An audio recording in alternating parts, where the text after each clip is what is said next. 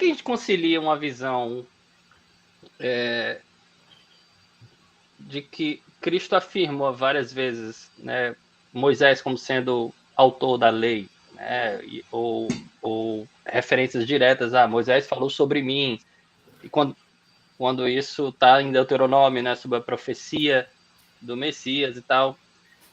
Quando Jesus afirma que foi Moisés, como a gente concilia isso com a visão de que talvez não tenha sido Moisés? Excelente pergunta, excelente pergunta. Jesus, ele faz referências, né? A gente tem várias referências de Deuteronômio lá no Novo Testamento. Então a gente, quando vai tratar da respeito... Parece que é o livro que ele citou mais, né? Deuteronômio. Não? Não, eu vi uma estatística. Não, eu não tenho esses números, tá? Mas de cabeça, eu sei que Deuteronômio é bem citado. Ele é bem citado, é um livro bem citado. Mas, agora, quando a gente vê Jesus fazendo citações, né, isso para nós que somos cristãos, quem é cristão, traz uma certa validação da veracidade para nós, né? Lógico que, historicamente, isso não tem valor, apesar de, para a gente, como cristão, para a fé tem um valor grande, né? Então, para a fé, quando Jesus fala, assim como Moisés disse, então, para a gente, opa, então, Moisés realmente falou, né? Então, se Jesus falou, é a prova cabal de, né? Moisés disse. E aí a grande questão é a seguinte, né? O fato de ter sido trazido por Moisés não necessariamente garante que foi Moisés quem escreveu, que eu acho que aí é que está o grande ponto, Érico, que a gente trata quando a gente fala sobre autoria. Quando a gente fala sobre autoria, a gente não está falando sobre o texto que a gente tem hoje em mãos na nossa Bíblia, né? A gente não está falando necessariamente disso, porque quando a gente olha para essa visão que a gente pensa num livro pronto, tá? Num livro já editado, num livro já formatado. Quando a gente pensa no que Jesus está dizendo, principalmente tentando conciliar, tá? Eu sei que eu estou tentando conciliar, o Cal talvez consiga dar um complemento, mas conciliando a visão mais acadêmica, que determina que não é Moisés o escritor de Deuteronômio ou da Torá, e o fato de que Jesus, do ponto de vista da nossa fé, autoriza isso, a gente está meio que dizendo, a gente não está afirmando que Moisés não existiu, a gente não está afirmando que Moisés não disse isso, a gente não está afirmando que Moisés não apresentou isso ao povo de Israel. A gente só está dizendo que Moisés não escreveu de cabo a rabo o livro de Deuteronômio como a gente tem acesso hoje, ou como os próprios judeus no período de Jesus tinham acesso. A gente está dizendo posteriormente, aquilo que Moisés que foi tratado por Moisés, que foi levado aos filhos de Israel e todas as gerações futuras, não foi Moisés quem necessariamente escreveu, mas foi Moisés quem transmitiu. A transmissão é mosaica, mas a escrita não necessariamente precisa ser, entende? Então, quando a gente fala sobre essa questão da escrita, para a gente hoje isso é importante, para eles não é importante. Tanto que Jesus ele trata isso de uma forma muito clara. Por exemplo, vou dar um exemplo bobo, e é totalmente nada a ver com o que eu estou tratando aqui. Mas quando Jesus ele fala, João Batista é Elias, né? Então, essa questão de associar nomes a pessoas diferentes era comum. Não, então, você fala que esse livro aqui é o livro de fulano. Mas, peraí, não é fulano que escreveu, mas o fulano ele está se apropriando daquele tipo de escrita, daquele tipo de escola profética, às vezes, ele está se apropriando daquele espírito profético ou daquele estilo de profecia, e por isso ele é chamado daquela forma, tá? Então, ele toma o nome daquela pessoa e acaba tomando, entre aspas, o que a gente chamaria hoje de autoria, mas que não necessariamente seria. Mas eu vou deixar aí para o Cal, meu amigo, continuar aí o debate. Não, eu concordo, Moisés, para mim, é o autor e não o escritor. Então, as falas, os discursos foram transmitidos e eu, junto com o Paulo Teixeira, da Sociedade Bíblica, meu amigo também, nós temos um curso sobre a formação da Bíblia em 8 aulas.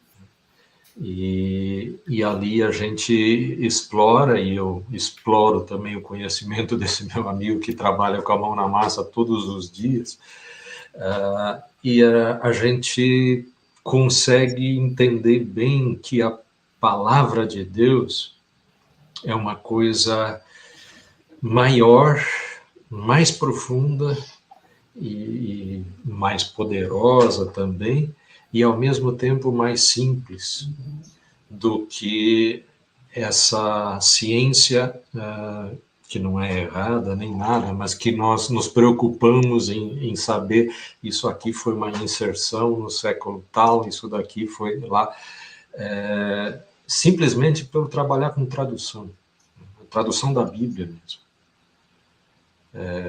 Eu trabalho com ferramentas que auxiliam tradutores, ferramentas tecnológicas. E a gente sabe que a tradução é um trabalho humano. E como tem um velho provérbio italiano, né, o tradutor é um traidor. Uhum. Porque se você quiser dizer exatamente a mesma coisa, a pessoa que não conhece a língua original não vai te entender.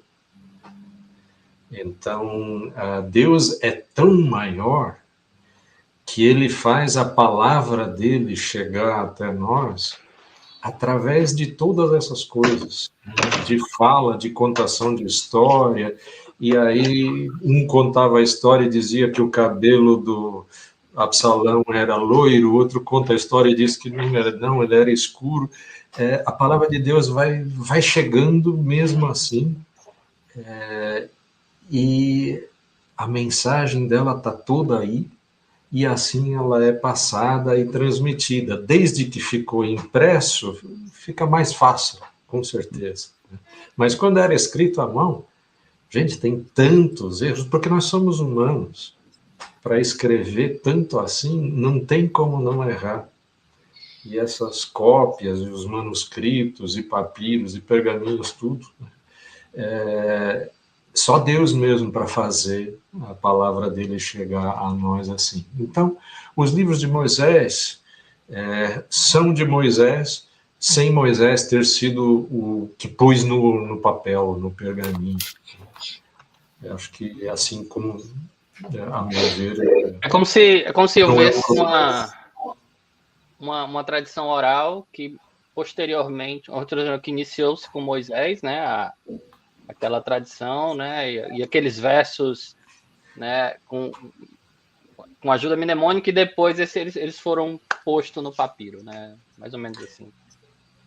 Iniciou até antes, né? Então nós temos a história de Jó, por exemplo, que é um tempo anterior, muito provavelmente, né, que não existia povo de Israel ainda na época, mas existia um entendimento sobre Deus. E isso só foi começar a escrever, e é interessante que Deuteronômio nos dá uma dica sobre isso.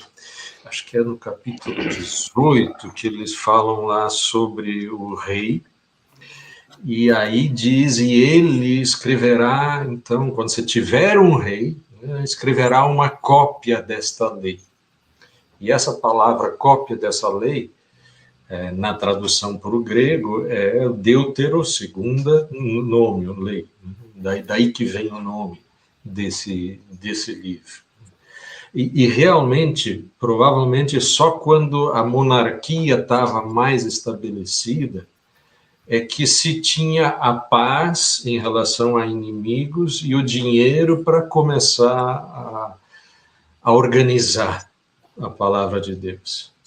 E um começo deve ter sido por ali. E só depois, ainda quando se percebeu com a derrota para os babilônios, a morte de quase todo mundo e os sobreviventes escravizados levados para o exílio, diz, nós vamos acabar perdendo isso, vamos escrever isso organizado, direitinho. E a partir do exílio, então, o processo de organização começou a andar mais. E assim chegou até nós. Mas sim, a história é a palavra de Deus desde o começo dos tempos.